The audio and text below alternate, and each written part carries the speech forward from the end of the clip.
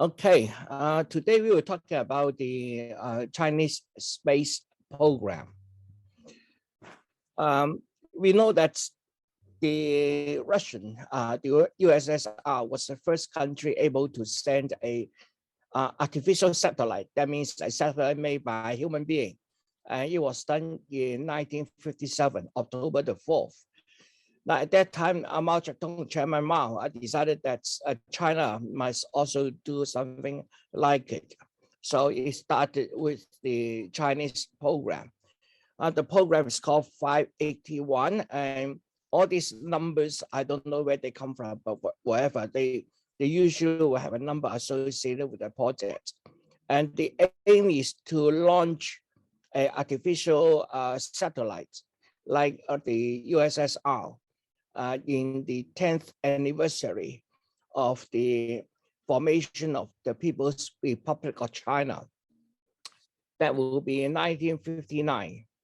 So China's first space program designed for human occupation was started in 1968, January. So China has been trying to do it for a long time, and only recently has been successful. So let's go through some of the history first. In 1969, the China had its first heavy lift vehicle, which is a rocket. And without a rocket, it is there won't be any satellite. So the first thing they have to do is launch a rocket. Notice this is 1969. It's already past the first 10th anniversary of the formation of the PRC. Now, this rocket is a all-liquid two-stage rocket known as the DF-5, Dongfeng 5. Only a few months later, a parallel and other heavy lift satellite launch vehicle, Dongfeng, is called CZ-2, is also been successful. So now China has the ability to launch satellites.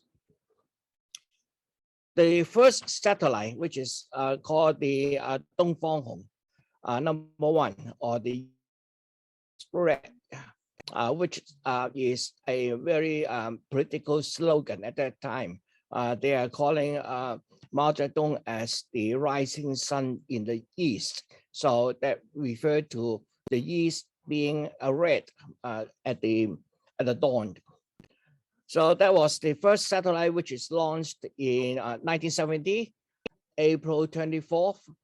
The satellite is 173 kilograms with a diameter of about 1 meter. It will be spinning at 120 times per minute for stabilization. And it has a metallic body, mainly aluminum, and then it will have 2 antennas. The satellite up there is only broadcasting a song, with the same name, Dongfeng. It was in orbit in it's still in orbit in 2015 January, and the orbit details is there, and there's the satellite catalog number for it. And then in the previous slides, we talked about the brightness. I'm not an astro photographer, so I don't know how bright is a +5 or +8. Anybody who is doing astrophotography may be able to photograph this particular satellite. It has a design life of only 20 days. During that time, it transmitted telemetry data and space reading to Earth. And then on May 14, its signal stopped. So basically, there's a dead satellite in orbit. The first crewed space program, known as Project 714, was officially adopted in the April 1971. So 71 refer to the year, 4 refer to the month. So the project 714 is the project launch at that time. And the aim is to send 2 astronauts into space by 1973. The first screening procedure for astronauts started in 1971 with 90 astronauts chosen. But soon after that, the program was canceled because we know that Mao Zedong died in 1976. So basically, there's not much happening in 1970 to 1990s. After Mao died, China focuses on the economic development. In 1993, so it's almost the end of the last century. The China Aerospace Corporation was founded in Beijing, and they later on renamed to call it the China National Space Administration, similar to NASA. In 1996, April 15, during the flight of the first Long March 3B Heavy rocket, it sent a satellite into space. Unfortunately, the rocket veered off course and crashing 22 seconds later. So the Chinese space program is not smooth sailing all the time. In 1998, in March, then the administrative branch of the China Aerial Corporation split and then merged back again into the newly founded Mission for Science and Technology and Industry for National Defense, while maintaining the title as CNSA. 1999, the China Aerospace Corporation was converted into the China Aerospace Science and Technology Corporation. In 1999, after the 50th anniversary of the PRC, China launched the Shenzhou 1 spacecraft and recovered it after a flight of 21 hours. It was the first uncrewed human spacecraft conducted by China. So this is necessary in order to make sure that the spacecraft can be recovered. At the same time, on the other side of the world, in United States, the Select Committee on the U.S. National Security and Military Commercial Concerns with the People's Republic China was made public. And Senator Representative John Culberson urged the then President Barack Obama not to allow further contacts between NASA, the U.S. Space Organization, and the China National Space Administration. So basically, this Wolf Amendment stopped any cooperation between China and United States. We know at that time, the world is starting to build the International Space Station. And this they adopted a proposal in the Congress, and hence all necessary cooperation between United States and China in terms of space program were banned. So China was basically barred from participating in the International Space Station. So although the space station is called international, there's no Chinese scientists ever been there. And at that time, even scientists participating in academic conferences was banned, but later on it was revoked. And this particular build was named by, according to the proposer, Frank Wolf, and therefore it's called the Wolf Amendment. This banned the Chinese from cooperating with the United States and obviously with the rest of the world. So China have no experience in this space station. In fast forward to 2019, Chang'e 4 mission, NASA cooperated with China to monitor the moon lander and the Utah 2 rover on the lunar far side using NASA's Lunar Reconnaissance Orbiter. So basically what it means, in order to communicate with the lander on the moon, you need something revolving around the moon to be a middleman. So there was the Lunar Reconnaissance Orbiter already sent there by the US. And in that particular mission, there were cooperation. And whether there will be further cooperation, we don't know yet. But this is an exception to the Wolf Amendment. Now, when we talk about space program, another thing we very much aware of is, of course, the satellite navigation. Satellite navigation means we will be able to receive navigation data from satellites. And then with that data, we know where we are relative to Earth. So this has both civilian and military use. So at the moment in the world, that there are several this kind of system in operation. The most common in the Western world is the GPS, the Global Positioning System. And then of course, Russia has owned the Global Navigation Satellite System, and China has also its own, the Beidou Navigation Satellite System. And then Europe also has started something called Galileo. Unfortunately, Galileo is not completed yet. Japan has also its quasi-satellite system, which is an augmentation to the US GPS to enhance the accuracy. The Indian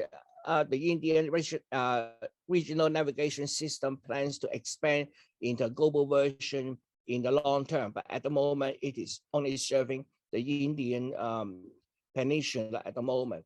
So in terms of globally available navigation signals, basically there are three systems: the GPS, the Russians global navigation satellite system, as well as the Chinese Beidou navigation system. The Beidou navigation system was developed in several phases. The first is known as the Beidou 1, and it consists only of 3 satellites beginning in 2000, offered very limited coverage and navigation service, at that time mainly for users in China and neighboring regions. And it was decommissioned in 2012. Obviously, the reason of doing that is China needs experience in order to build its full-fledged navigation system. So the first Beidou is basically a testing platform.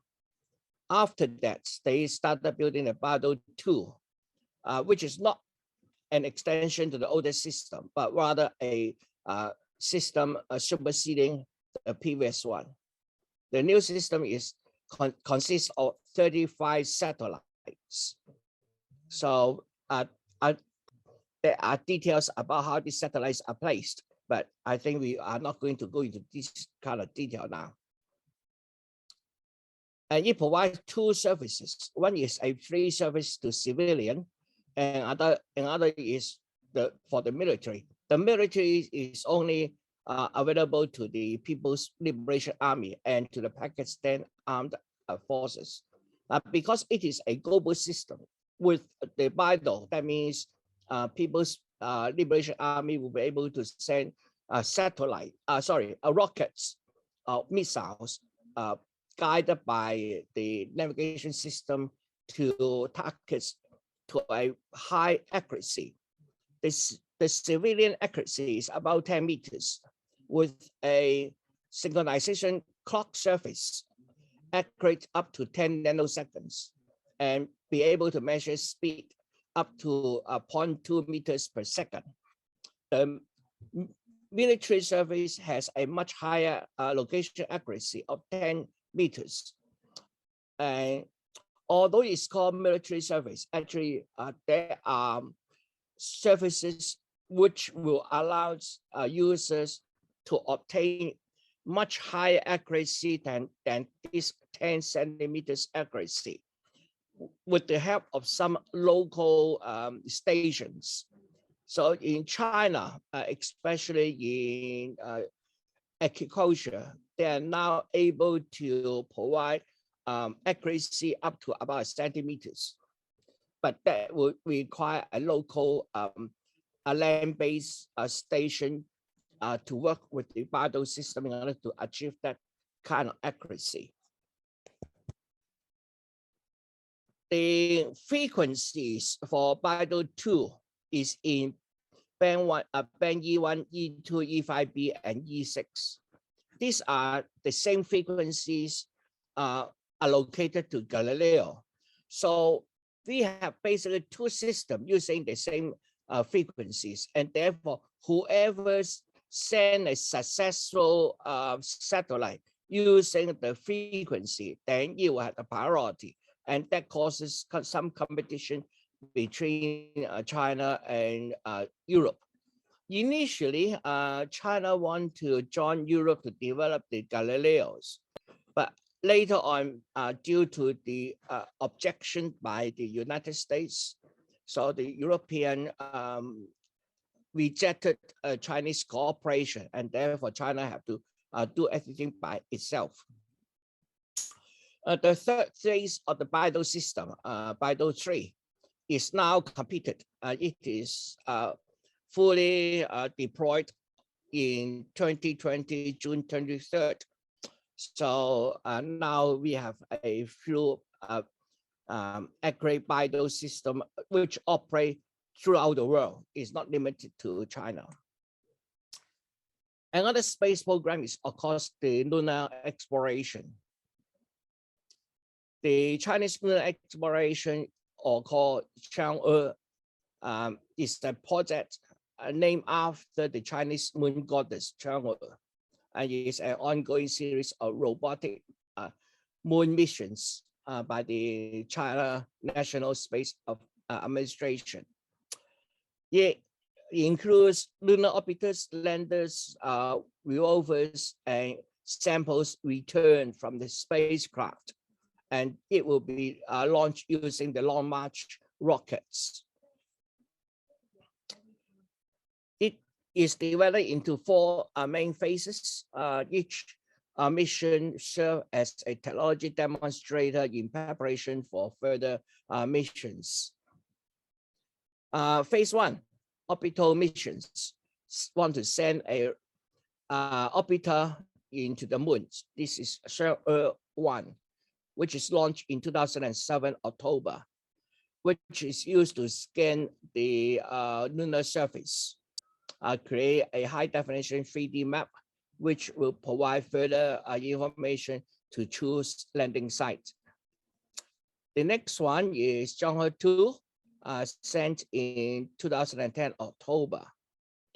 And it will also include telemetry, tracking, and command, because when you send a orbiter or something to the moon, how can you control it on Earth, especially when the lander is on the other side of the moon? So you will need something orbiting the moon in order to relay all the information from your lander to Earth. So there's where to cooperation we have mentioned before. Phase 2 version is a soft lander. That means we want to land on the moon without damaging the lander. So that's called soft lander. And then after that, on the lander, you will send out a little car, the rovers, to search for something. The first phase is the return of a sample. The return sample has actually been completed. It is completed in 2020, November 23rd. And the picture there is the return capsule. This return capsule have 2 kilograms of lunar soil in it. And it is during the recovery, we see the technicians near the return capsule and then checking whether the return capsule is broken. When it was sent out, it is white, but when they come back, it becomes this color because the heat when it returned into the Earth's atmosphere. It is landed in the Inner Mongolia. The final phase will be to establish a robotic research station on the moon. And now the Russian has a project with China to actually build a manned station on moon. So, but I don't have any more details about it yet. So we will be watching it closely later on. Future plans included lunar landing, and China and Russia announced they will be building a moon base together. So that will be called the International Lunar Research Stations. How that will carry forward, we don't know yet. So we'll be watching it closely. China has also sent a soft lander and a rover to Mars. It's called Tianwen 1. The mission is a scientific objective to investigate the Martian surface and try to gather what kind of information they can get about. The mission is still ongoing. Tianwen went into hibernation during I think last month, and then it has come out from hibernation now, and it will be operating. NASA has at the same time, same window, sends the 2020 mission, and the NASA sent with a Perseverance rover, which also include a helicopter. The Chinese one doesn't have a helicopter, yes, only a lander, a rover, and then an orbiter on Mars, again, in order to relay the information back to Earth. This is a look of the lander. The rover rams is set down, and then the rover turn around and then take a picture of the lander. So this is the lander taken by the rover. The mission was launched on 2020th July 23rd, and after 7 months of travel, and then orbit the Martian planet on the 10th of February 2021, and then after 3 months of orbiting it, he selected a landing site by the reconnaissance orbiter, and the site is chosen autonomously. That means without human intervention from Earth. And then on May 14th, 2021, the lander rover successfully touched down on Mars, making China the third nation to both land softly and establish communication from the Martian surface after the Soviet Union and the United States. We know that the American is intending to get some soil from Mars and send it back. China probably will do the same. And on its journey from Earth to Mars, the Chinese spacecraft did send back a selfie, okay, an image, by throwing a camera out and then using the camera to take a photograph and then send the picture back to Earth. Okay, finally, this Chinese space station program is called Tiangong. So this is a fully installed Tiangong.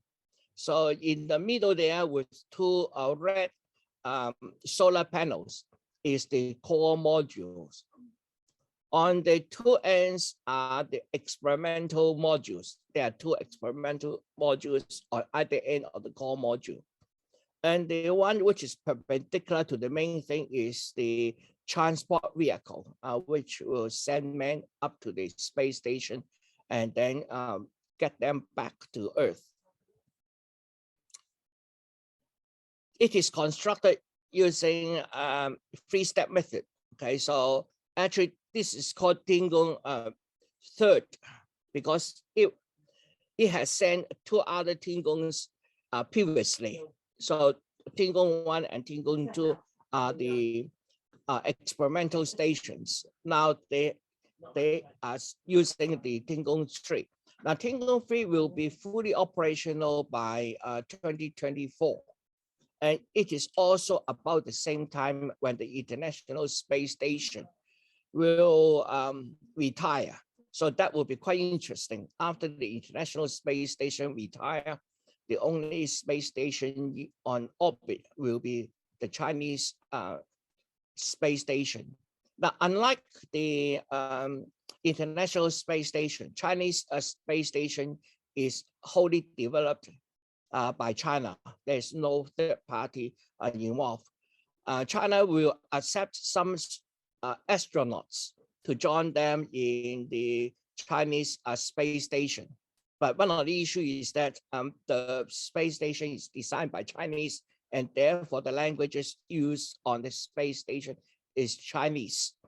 Future astronauts who want to cooperate and participate in the Chinese space program is now mandatory to learn Mandarin. This is a third generation modular space station. That means it will be sent up in modules and then joined together. There are similar modules designed before, and as well as the International Space Station, they are all modular space stations, which are assembled on orbit from pieces launched separately. Tianhe, the core module, was launched in 2021, April 29. So it's about how many months? 6 months, 7 months ago. And after that, two transport modules had already been sent. Some transport modules are sent autonomously and with no human there, and then the crew will be there as well. So we have, they have sent two crewed missions already. One is the Shenzhou 12. The Shenzhou 12 has already come back. And at the moment, Shenzhou 13 are in orbit at the moment. So they are expected to come back early, maybe March next year. So this is the main design. The middle part is the Tianhe, which is the core module.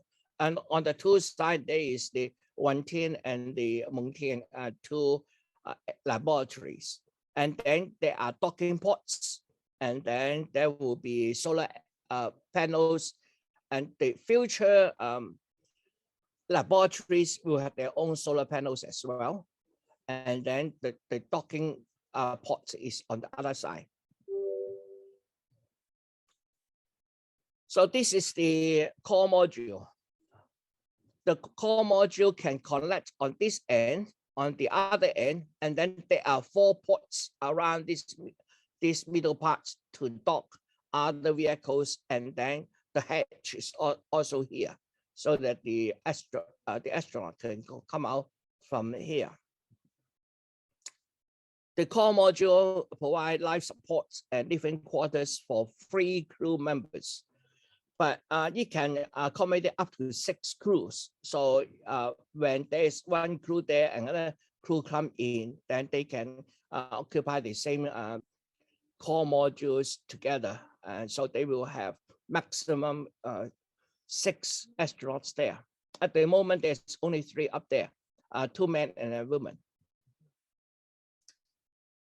And it has a robotic arm, and the robotic arm can crawl. And the power supply, of course, by solar panels. And there will be laboratory modules, which haven't been sent up yet. So the 2 modules are not there yet. They will be approximately 20,000 kilograms each, and they will be launched later on. So they haven't been launched yet.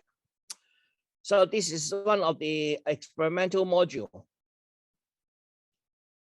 and this is the another experimental module. So they are going to launch 2 experimental modules in order to connect to the core modules. So this is the other one. Okay, now I will show you some videos on the current space station.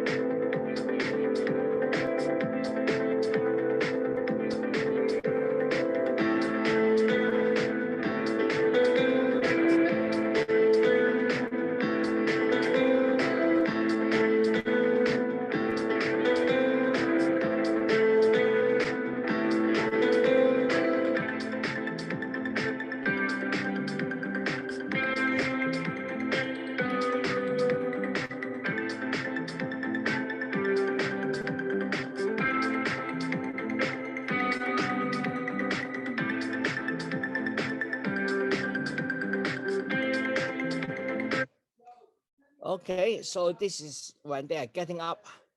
And we saw that the astronaut was shaving. After shaving, he put on a shower cap, something like that, and that is for washing his hair. So all the washing is done within the shower cap, and then I don't know how they dry it, but anyway, that was for her washing. And then we also see the lady astronaut, Wang Aping. She was brushing her teeth and so forth. There's one interesting thing about the Chinese space stations. The 3 astronauts all get up at the same time and go to bed at the same time. That means they maintain a similar clock on Earth according to the time, Beijing time. So they get up at around 7 o'clock Beijing time and go to bed at around 10 o'clock Beijing time at the evening, of course. Although the module may pass through several time zones within an hour. But anyway, unlike the international space stations, there's no need for astronauts to stand by. they can go to bed at the same time and then get up at the same time.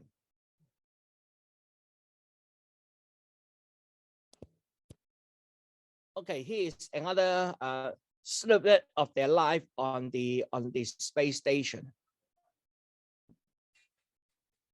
Here they are cutting each other's hair.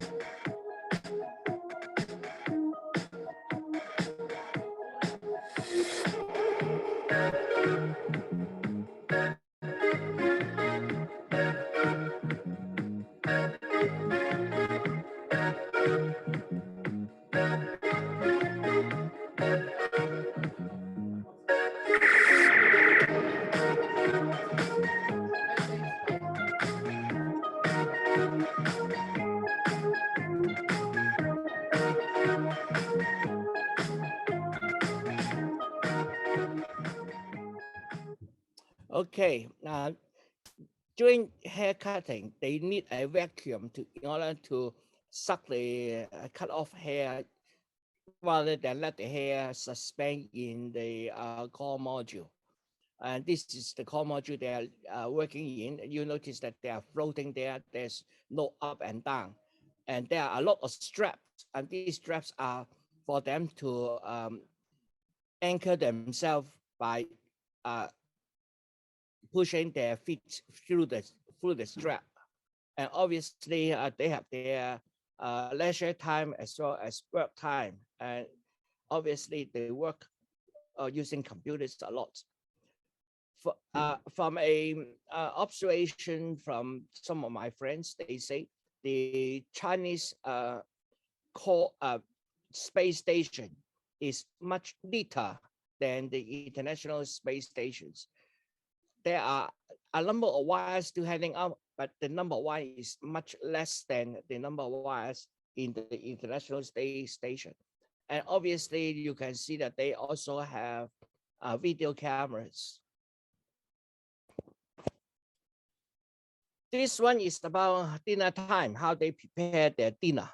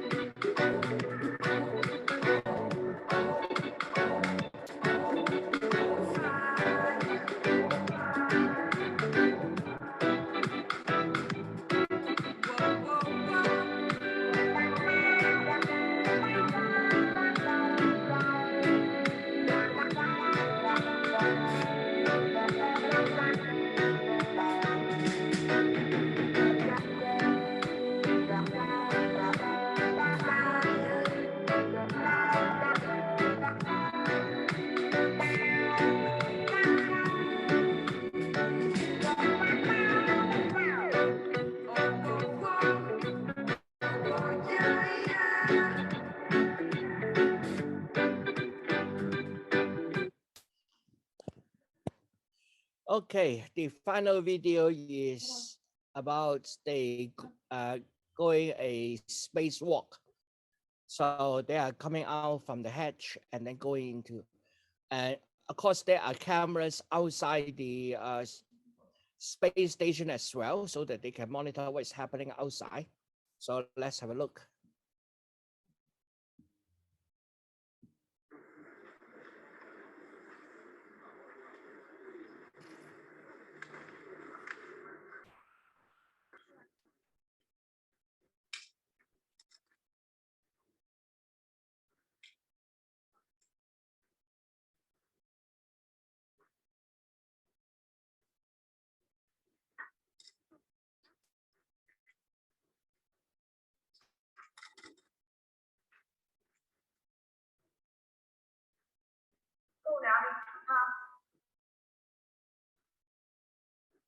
主播明白，栋梁，你感觉怎么样？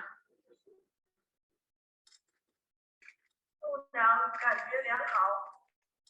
主播明白。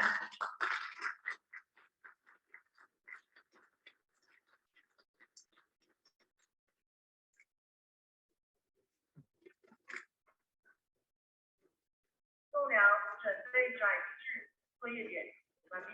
主播明白。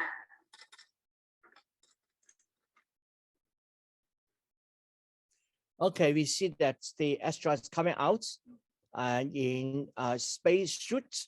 The space suit is modeled around the Russian space suit. The current version is their version 3. The space itself weighs about 130 kilograms. So it's very heavy. And it will take them about 6 minutes to get into the spacesuits and then close up. And another thing is these spacesuits are only have safety harness connected to the spacecraft, and there's no support lines from the spacecraft to the spacesuit. So all the life support is done with in the spaceship itself. The rectangular pocket at the back is where all the communication, life support, etc. is. The spaceships allow the astronauts to work in outer space for up to 8 hours. So this is the last time they go out, they actually have worked about 7 hours. So this is the Chinese spaceship. Okay, before I answer questions, next year, the first term, I will have 3 presentations. They're all related to Hong Kong. I think a lot of people know that in 2020, on the 30th June, the China implemented a national security law for Hong Kong. And then later on that year, they also advocate a so-called Patriots rule for Hong Kong. And so I will be looking at the effects next year. Next year is also the election year as well. So the Chief Executive Hong Kong, as well as the members of the Legislative Council, will be re-elected. So what will happen? I hope that by then I will have like more information to share with you. The other thing is China has implemented its 14th 5-year plan. And in the second presentation, I'm going to look at how the Hong Kong people integrate with China's 14th 5-year plan. And lastly, during the riots in 2019, we know there are a lot of people, what the West call them, the democratic heroes or fighters. They try to escape Hong Kong for answering the criminal charges. So a lot of them leave Hong Kong. And in particular, United Kingdom accepted the people with NBO, British National Objects holders, to enter UK for a 5-year period.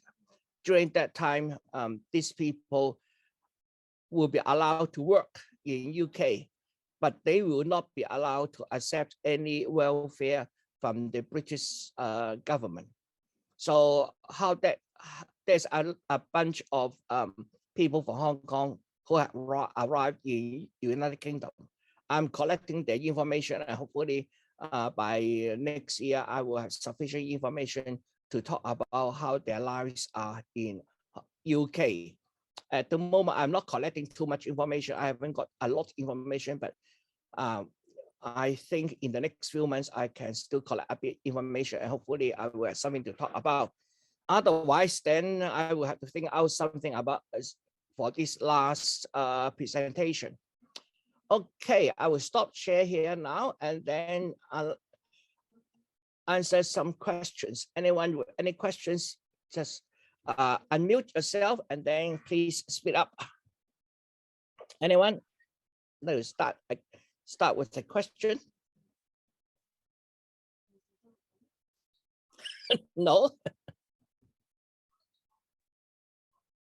Yes, please. Unmute yourself first. Thanks, Albert. How long were the Chinese astronauts going to be living in the space station at a time? That the last one, the Shenzhou 12, they live there for 3 months. The current batch, Shenzhou 13, they are going to stay there for 6 months. Right. Have you heard of how their bodies respond when they come back into Earth's atmosphere and things? Are there any health implications? Now, for the last batch, the Shenzhou 12, they come back, and then obviously their muscles are not used to the gravity, and therefore they have to be carried away from their return vehicle. Okay, and they have now reported that they have already resumed normal life on Earth. So that is about 4 weeks after they return, they announced they return to normal life, so they should be okay. But this current batch is 6 months, so that will be the longest the Chinese astronaut will stay in space. How their body working, we don't know yet. So, but obviously they will be exercising in the space stations. They will keep their exercise. So we need, hopefully next year, when they come back, then we will know whether the body is okay or not. At the moment, they seems quite okay. And you notice everybody eats different food. The food there is customized to their own taste. These 3 people come from 3 different provinces, so they have very different taste preference. So another thing is it has fresh fruits as well. I have a video of one of them eating an apple, but unfortunately I misplaced it, so I can't show it to you. But they are having fresh apples. But how can they provide fresh apples for 6 months? I don't know. But anyway. Okay, anyone else? Albert, is Roy Yes. here? Albert, do they have an equivalent, or are they developing equivalent of our 5 eyes? 5 eyes? Yeah. You mean the surveillance of other countries? Well, we surveillance them through our 5 eyes. Are they developing something similar themselves? I don't know. Chinese do not form what they call alliance. So like India, China commit to a non-alliance principle in foreign policies. So I suppose they won't have the 5 eyes alliance like we have. But obviously, like any country, I think there will be spies everywhere, including the Chinese spy in Australia. So I presume they will be collecting other countries' information as well. But there are no official Five Eyes alliance like that. China doesn't have any alliance. They have what they call, they say we do not form alliance, we make friendship. That's what they say. Yeah. I did hear that there was a reference that they were developing not alliances, but a system equivalent to the Five Eyes. I don't know. I haven't heard about that. I will do a search. If I can find something, then probably I will include it in a future China Today presentation. Thank you. Thank you. Albert, Yes, please. Yeah. Albert, with the technology for the space program, did they use any of the European equipment or systems, or was it all basically homegrown Chinese? Now, on the space station and on all the satellites, they are all homegrown Chinese. Even the computer chips they are using on board the space stations are all homegrown. Right. So they are not using other people's technology. And that's exactly why all the interface on the Chinese space station is in Chinese. That poses a problem for the American astronauts. They want to join Chinese program in the space stations. I think the Chinese position is that you have to revoke the Wu Amendment before we can cooperate. And then the second thing is you need to learn Mandarin, because the Chinese space station is going to communicate in Mandarin. And there's no reason asking the Chinese astronauts in their own space station to speak English. How So do the Russian, like the current space station with the Russians, what's the language of the current space station? The current International Space Station is in English. Right. The Okay. interface is English because it is mainly by United States, so it's in English. So there was a very interesting comment from the NASA's chief a few weeks ago. They say the Chinese space station is not up to standard. So the Chinese asked them, what standard? Thank you. Well, thank you. Anyone else? Albert, sorry I couldn't get in today. I was running late. It kept getting a message, your host is in another session.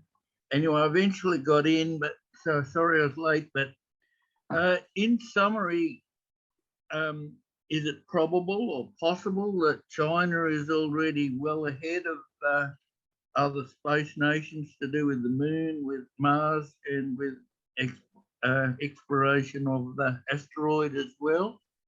I think China is now quite close to the cutting edge, but whether they has already surpassed other countries, I don't know. I have no opinion about that.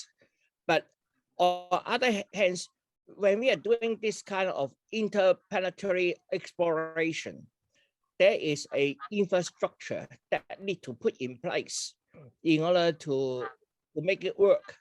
For example, when China want to land a lander or orbiter or lander on moon, just for example, then we have the problem of, first of all, any communication between Earth and Moon will take about at least 3 seconds, 8 seconds. It is the time it needs for light to come from Moon to Earth is 8 seconds.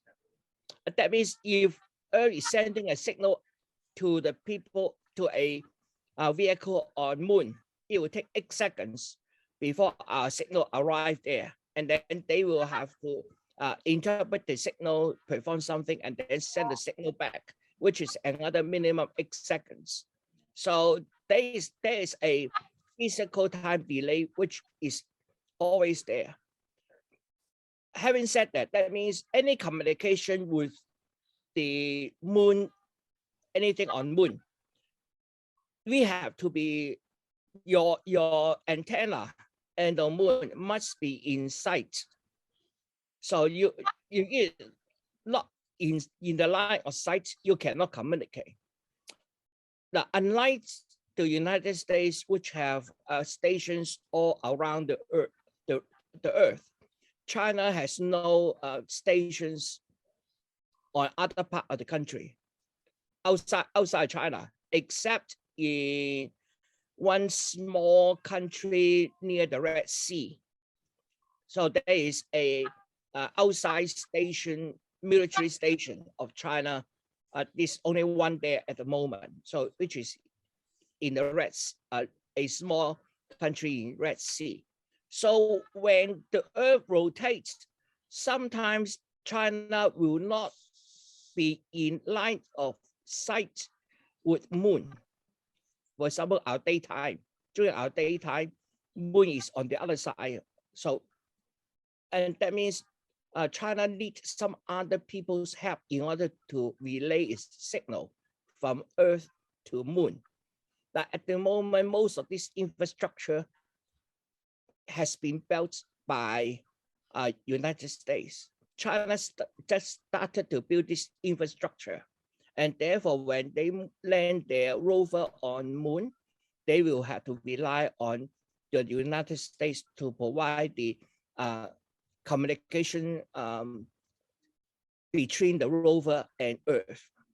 So I do hope that eventually humans can cooperate together rather than every country by its own.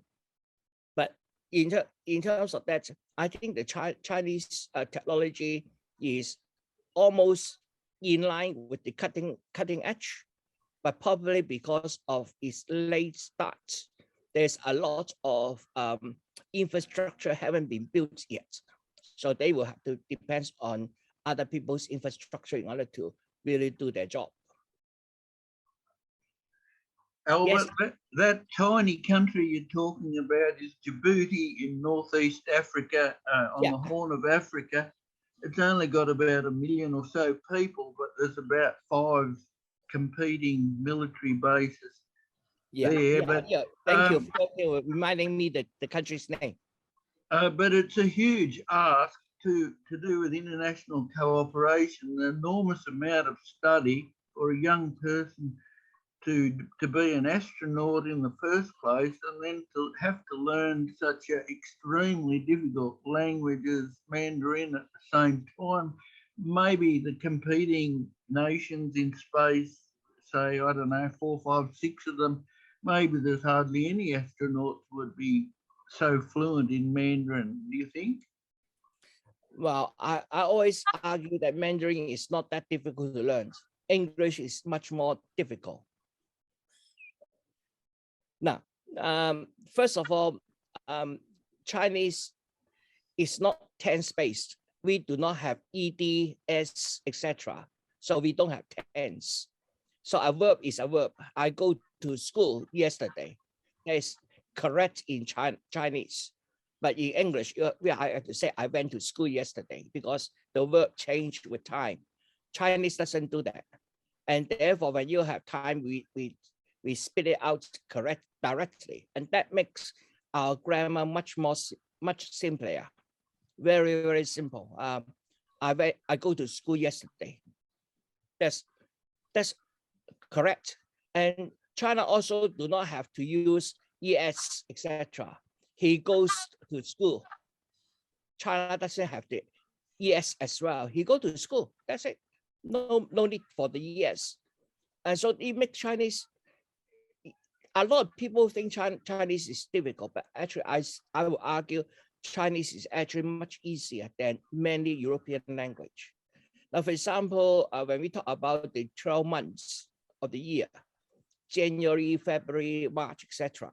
Each month is a verb I need to remember, I need to spell. And for Chinese, we just 1 moon, 2 moon, 3 moon, 4 moon. Moon represent the month. 1 moon is January, 2 moon is February, 3 moon, March. And then once you learn the 1 to 10, you learn the 12 months already. So it makes Chinese easier. Like even for weekdays, Monday, Tuesday, again, I had to learn it one by one. I had to memorize it and spell it. But in China, it's weekday 1, weekday 2, weekday 3. You just say weekday and then follow with the number. You know which day is the day. So Chinese is not that difficult. No, it is not. Yes, it seems to have a more initial hurdle because English has only 12 alphabets, right? Chinese had approximately 3,000 common words in use. But for a normal English speaker, even like myself, I think I have a vocabulary of at least 20,000 English vocabulary.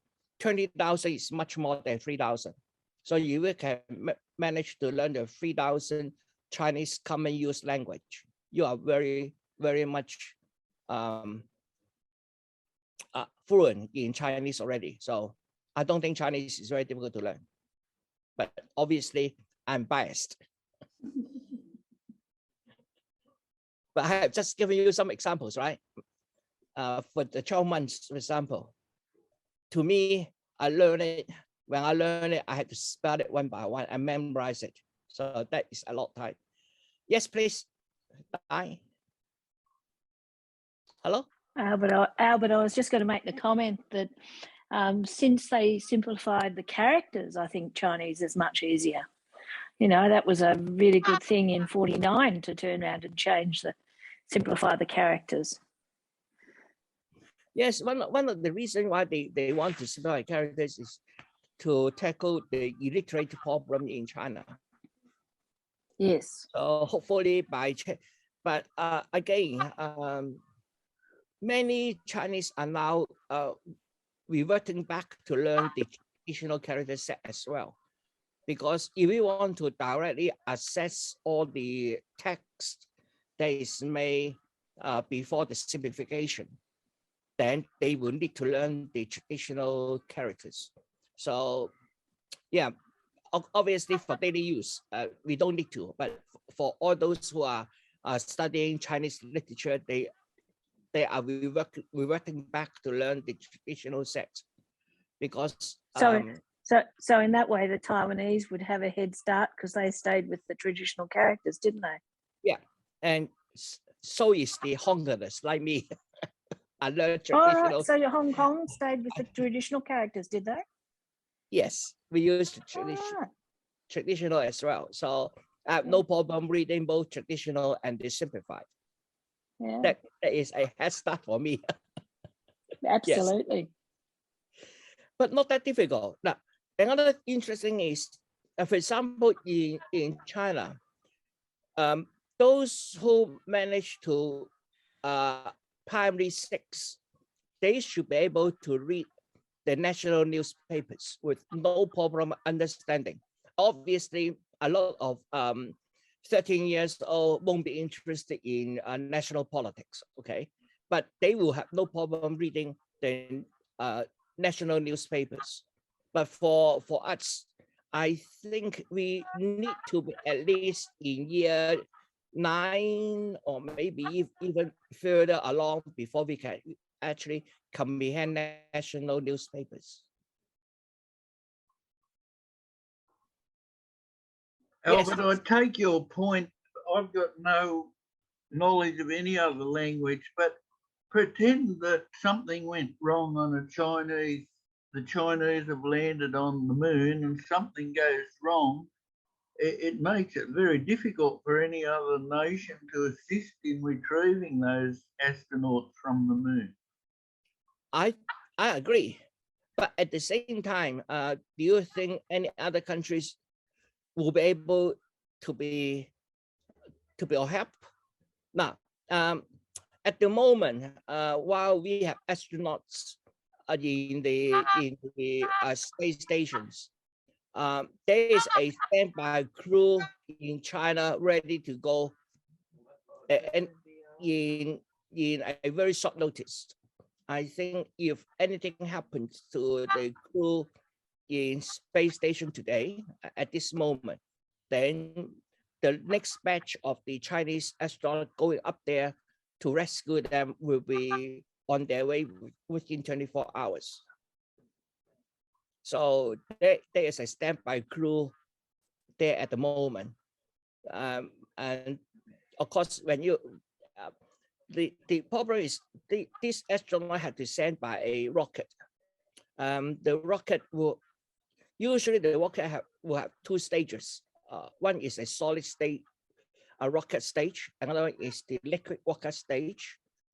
And the liquid rocket stage have to be filled with fuel before launch. They can't fill it up at the immediate and stand by because it's too risky.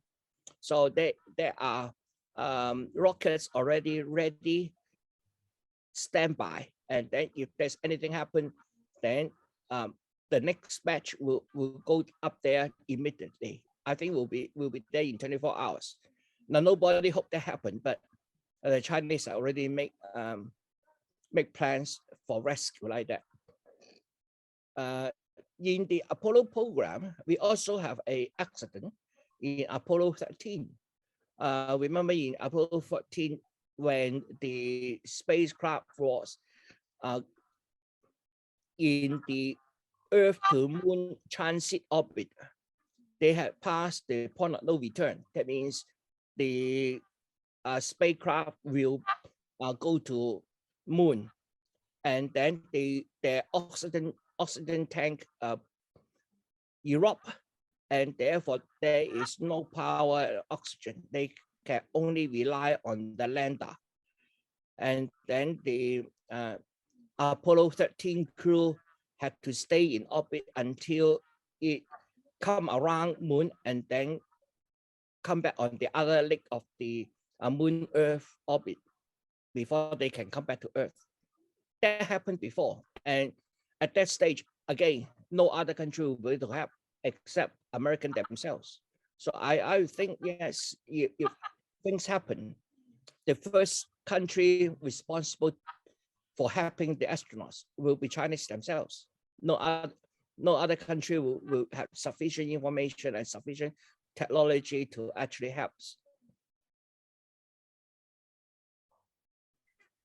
Albert, what you said about the first Chinese mission to Mars was successful is very highly commendable. I think, I don't know any statistics, but I think USA and Russia had many, many failures to get to the stage they're at now. Thank you. The statistics of successful missions to Mars is about 50-50. So there's a lot of unsuccessful missions as well as successful missions. But Chinese this time is really have been executing their plan very well, and therefore it was a success. That's good on them. But obviously, I think there is a very different mentality of the Chinese people at the moment. Chinese is on the rise. Everybody know that, and hopefully by 2030, Chinese GDP will be as large as the American GDP. That means China may become the largest economy on earth, in addition to America. And then after that, Chinese economy is going to surpass United States and become the #1. And then that gap will be widening because after all, China has about 4 times the population of United States. So when the Chinese per capita GDP is the same as the US per capita GDP, then the Chinese economy will be 4 times larger than American. So that day is coming. I don't know whether I will be able to see that date, but I certainly think that there's no reason why the GDP per capita of China cannot be similar to advanced countries like Australia or Europe or America. So when the Chinese GDP per capita is the same as European, even not up to even half of Americans' GDP per capita, the Chinese economy will be larger than Americans. So that is a date where we are looking forward to. And so far, the rise of China has been peaceful. China haven't used a bullet in its rise since opening in the 1978. Albert, I forget when you said that the International Space Station will close. I think you said within a year or so, but it seems extremely short-sighted of the Russians, Americans, Europeans to be ending. You'd think they can send another one or renew the technology in the existing Now, they haven't got any plan to send another one. And the current International Space Station is leaking. And the first leak was found about 6 months ago. They used some duct tapes to stop the leak. And another second leak is coming. And this second leak is structural. That means there are some metal fatigue there. And therefore, it can't be sealed by duct tape anymore. So if the leak continues, then the life support system will be in huge danger. So whether they can extend the life of the current International Space Station, I will be very skeptical. But at the moment, there is no other country having any plan to send another space station there. So very likely after 2024, the only space station operational will be the Chinese space stations.